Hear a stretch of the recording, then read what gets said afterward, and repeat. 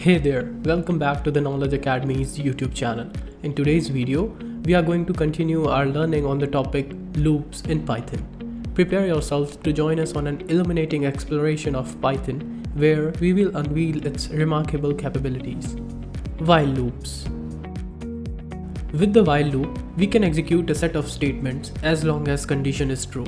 The while loop requires relevant variables to be ready. In this example, we need to define an indexing variable I, which we set to 1. With the break statement, we can stop the loop even if the while condition is true. Continue statement, we can stop the current iteration and continue with the next. Else statement, we can run a block of code once the condition no longer is true. For loops. A for loop is used for iterating over a sequence that is either a list, a tuple, a dictionary, a set, or a string. This is less like the for keyword in other programming languages and works more like an iterator method as found in other object-oriented programming languages. With the for loop, we can execute a set of statements once for each item in a list, tuple, set, etc. To loop through a set of code a specified number of times, we can use the range function.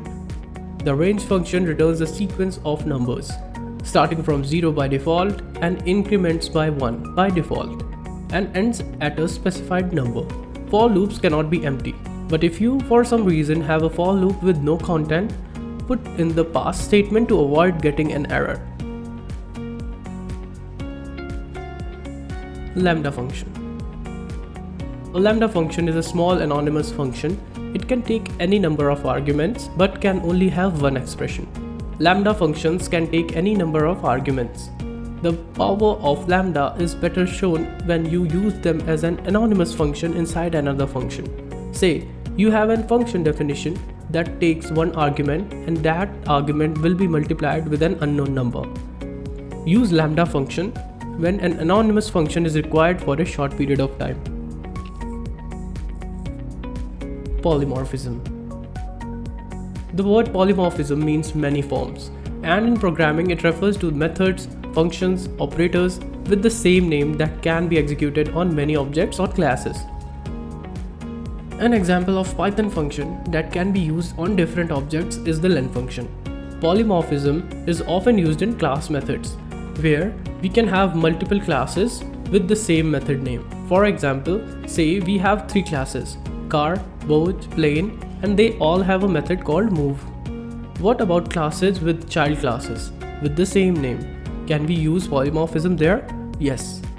If we use the example above and make a parent class called vehicle and make car, boat, plane child classes of vehicle, the child classes inherits the vehicle method but can override them. Try except. The try block lets you test a block of code for errors. The except block lets you handle the error. The else block lets you execute code when there is no error. The finally block lets you execute code regardless of the result of the try and except blocks. When an error occurs, or exception as we call it, Python will normally stop and generate an error.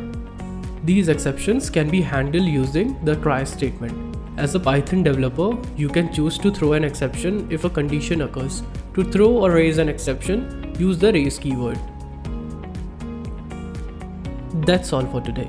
If you enjoyed this video, hit the like button and subscribe to our channel for more exciting content. Don't forget to turn on the notification so you never miss an update.